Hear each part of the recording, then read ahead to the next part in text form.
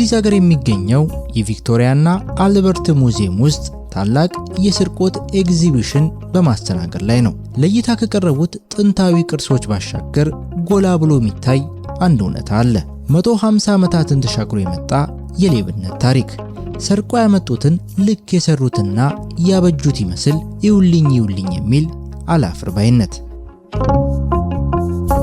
የተወደዳችሁ የመርሃ ግብራችን ተከታታዮች፣ አንዳንድ ሀያላን ሀገሮች የኢትዮጵያን ጥንታዊ ቅርሶችና ብራናዎች ብቻ ሳይሆን የትላንቷን ኢትዮጵያ ጭምር ዘረፉ ቢባል ማጋነን በማይሆንበት ሁኔታ ውስጥ የተዘረፉትን በርካታ ቅርሶች ወደ ኢትዮጵያ በማስመለሱ ጉዳይ እጅግ አጨቃጫቂ የሆኑ ውዝግቦች ከማስነሳቱም በላይ የንቀታቸው ጥግ በእንግሊዝ ሀገር የሚገኘው እነዚህ ቅርሶች የሚገኙበት ሙዚየም ዳይሬክተር የሆነው ግለሰብ እንዲህ በማለት ተናግሮ ነበር። እነዚህ ቅርሶች በኢትዮጵያ ለሚገኙ የተለያዩ ተቋማት ለረጅም ጊዜ በሚቆይ ውሰት ስምምነት እናውሳቸውና ጊዜው ሲደርስ ይመልሳሉ ብሎ ኢትዮጵያውያን በገዛ ንብረታቸው ላይ እንዲህ እስከ መናገር የደረሰ ነገር ማድረጋቸውም የሚታወስ ነው። ይህን መሰል የሆኑ መረጃዎችንና ምን ያህል ቅርሶችና የብራና ላይ ጽሑፎች ዘርፈው እንዳስቀመጡ ብሎም በግለሰቦች እጅ የደበቋቸውን ቅርሶቻቸውን በተመለከተ በዛሬው ዝግጅታችን ወደ እናንተ እናደርሳቸዋለን። ዝግጅቱን ላይክ እና ለሌሎች ኢትዮጵያውያን ሼር ማድረጋችሁን አትዘንጉ። ቻናላችንንም ያልተቀላቀላችሁ ሰብስክራይብ በማድረግ ይቀላቀሉን። መልካም ቆይታ።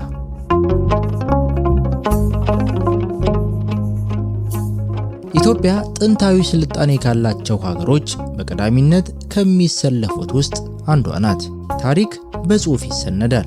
ስነ ጽሑፍ የአንድ ሀገር ታሪክ ማቀበያ ድልድይ ነው። ስነ ጽሑፍ የታሪክ የጀርባ አጥንት ነው። እንደ ፊሎሎጂው ተመራማሪ ዶክተር አምሳሉ ተፈራ ገለጻ ጥንታዊ የሆነች ኢትዮጵያ ከ2800 ዓመታት በላይ ያስቆጠረ የጽሑፍ ታሪክ ባለቤት ናት። ኢትዮጵያ የጽሑፍ ሀብቷ ብዙ ነው። ኢትዮጵያ ውስጥ ያሉት አብዛኞቹ ቅርሶች ሃይማኖታዊ መሰረት ያላቸው ናቸው። ከነዚህ መካከል ክርስቲያናዊ ቅርሶች በስፋት ይገኛሉ።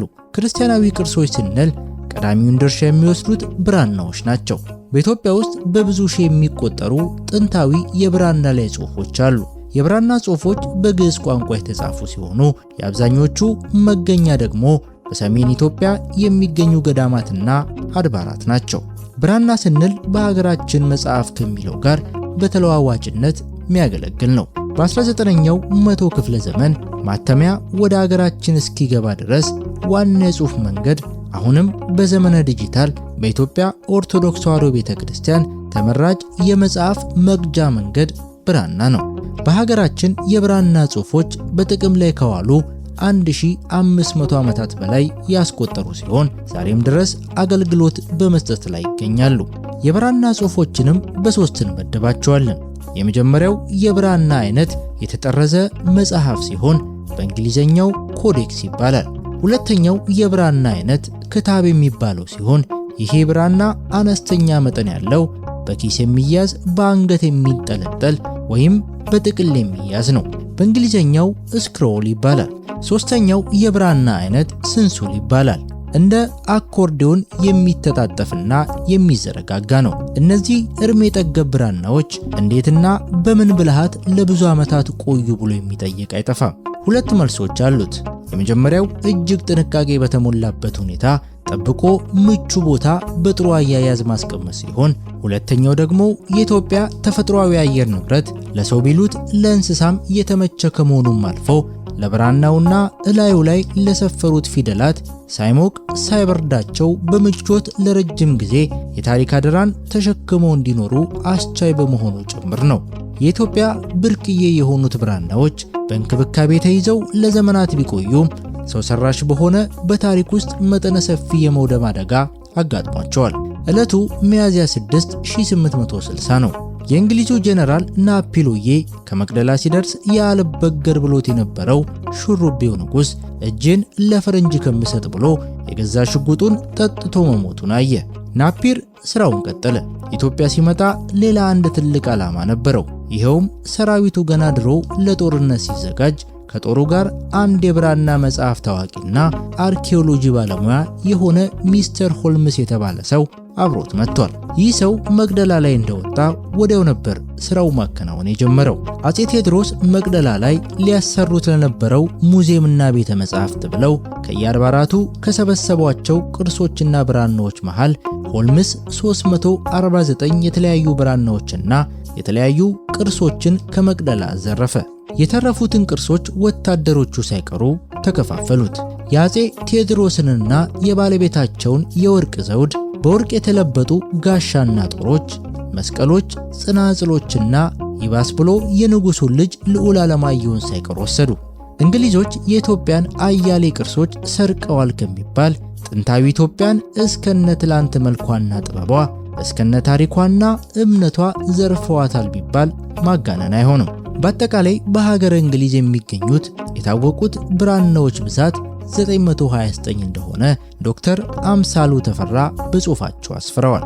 ዛሬም ላይ እንግሊዞች የትላንቷ ኢትዮጵያ ላይ የሙጥኝ ብለዋል። አንዳች ታላቅ ድብቅ ሀቅ ከብራናዎቹ ፈልፍለው እንደሚያገኙ ቀልባቸው የነገራቸው ይመስላል።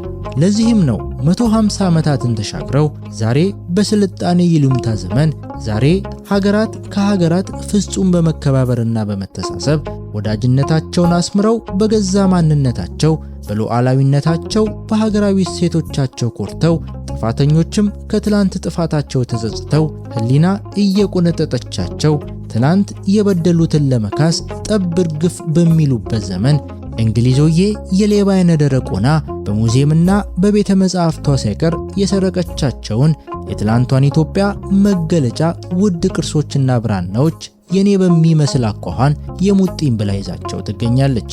በተሰረቀ ይኮራል እንዴ? ስርቆት የሚባለው ነገርስ እንዴትም ቢያደርጉት እንዴት አዎንታዊ ስሜት ያለው ጤነኛ ድርጊት ይሆናል?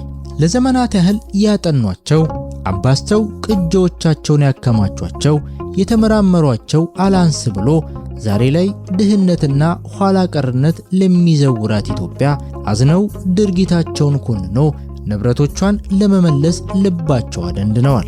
ምን እያሰቡ ይሆን? ጊዜ ሲነጉድ ሌብነት ባለቤትነት የሆነ መስሏቸው ይሆን? ጊዜ ሐቅን እንዴት ይፍቃል? ጊዜ የሚሽረው እውነትስ ሚኖር ይሆን?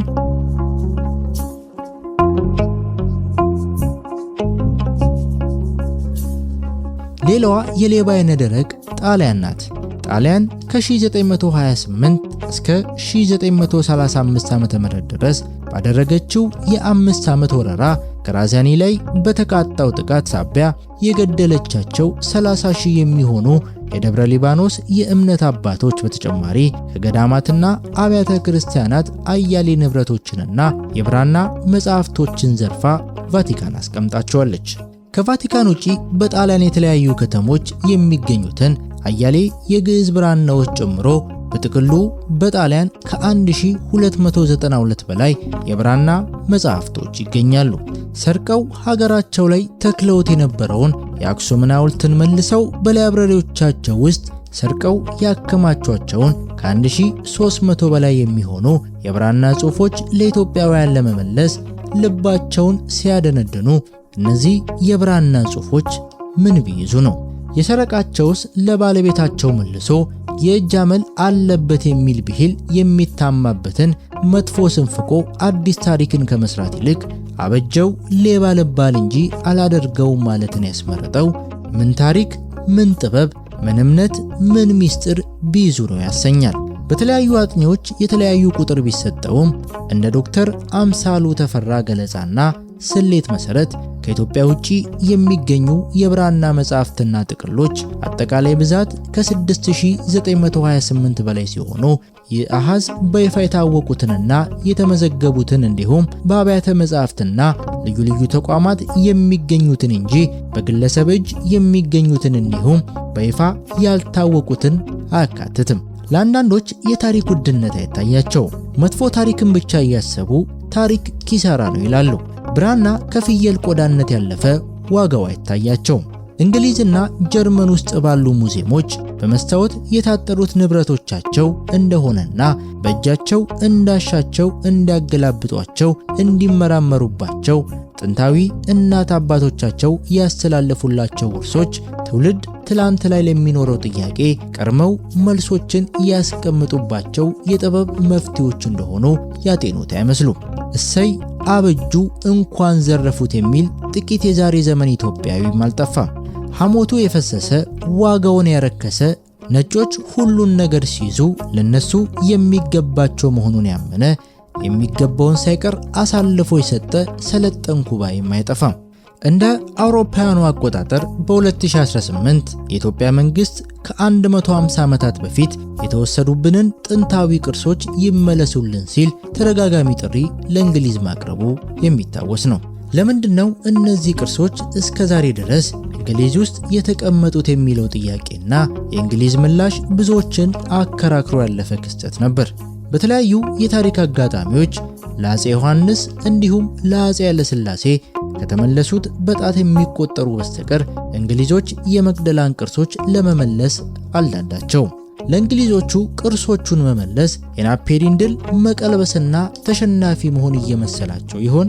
ወይም በሌላ ምክንያት የተጠየቁት ጥያቄ ተገቢ መሆኑን አምነው የሚጠበቅባቸውን ኃላፊነት ሊወጡ አልፈለጉም። የእንግሊዝን ልብ ማን ያውቃል? ልቡ እንግሊዝን የተባለው የኛው ምሳሌያዊ አነጋገር በእንግሊዝ መመሰሉ እውነትም ተገቢ ሳይሆን አልቀረም።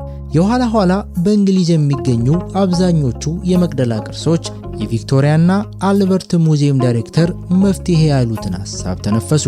በሙዚየም ውስጥ የሚገኙትን ጥንታዊ የኢትዮጵያ ቅርሶች በኢትዮጵያ ለሚገኙ የተለያዩ ተቋማት ለረጅም ጊዜ በሚቆይ የውሰት ስምምነት እናውሳችሁ ሲሉ ኢትዮጵያውያንን በገዛ ንብረታቸው ደጅጠኛ አደረጓቸው። እናበድራችሁና ከረጅም ጊዜ ቆይታ በኋላ ተመልሳላችሁ የሚል ንቀት የተሞላበትና ኢትዮጵያንን ባለቤትነት ምንም ከግምት ውስጥ ያላስገባ ስላቅ ይዘው መጡ።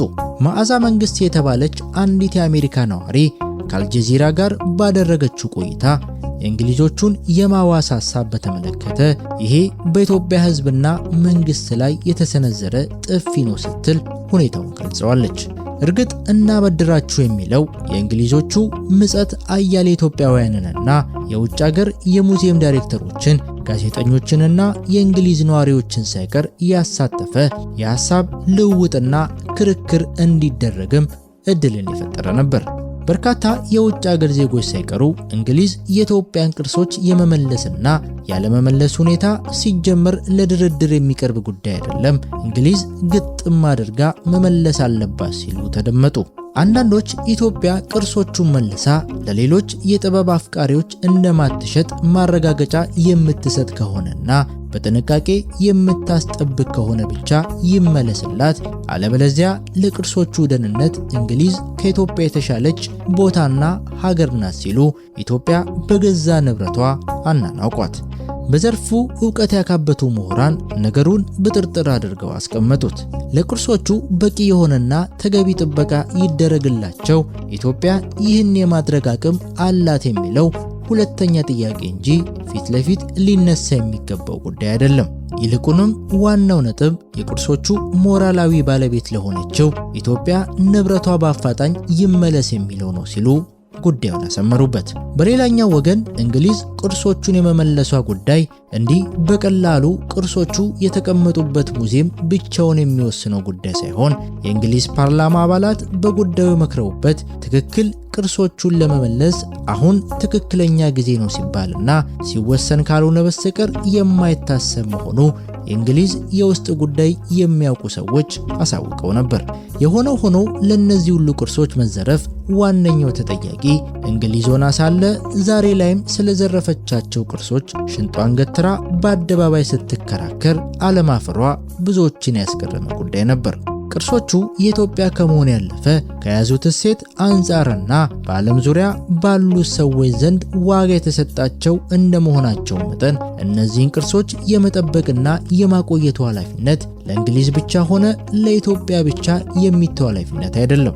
ጥንታዊ ቅርሶች እንዴት መጠበቅ እንዳለባቸው ብዙ ምክረ ሐሳቦች ያካተቱት የጄኔቫውና የዩኔስኮ ስምምነቶች እንደነዚህ አይነት ቅርሶች ዓለም አቀፋዊ ትብብርን መሰረት ባደረገ መንገድ ቴክኖሎጂያዊና የገንዘብ ድጋፍ ጭምርን በማድረግ አስተማማኝ በሆነ ሁኔታ የመጠበቅና የማቆየቱ ኃላፊነት የጋራ እንደሆነ ያትታል።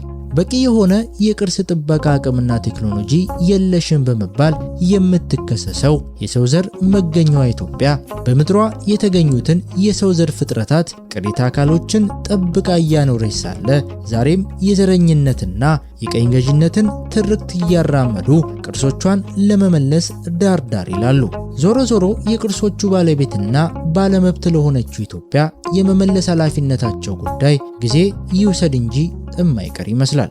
አንዳንዶች እንግሊዝ የኢትዮጵያን ቅርሶች መልሼ በረጅም ጊዜ ውሰት ላበድርሽ ማለቷ አስቆጥቷቸው እንግሊዝ በረጅም ጊዜ ብድር ሳይሆን የረጅም ጊዜ ወለድ ሳይቀር አስባ ከፍላ ነው ቅርሶቹን ለኢትዮጵያ መመለስ ያለባት ሲሉም በመገናኛ ብዙሃን ሸንቁጠዋታል።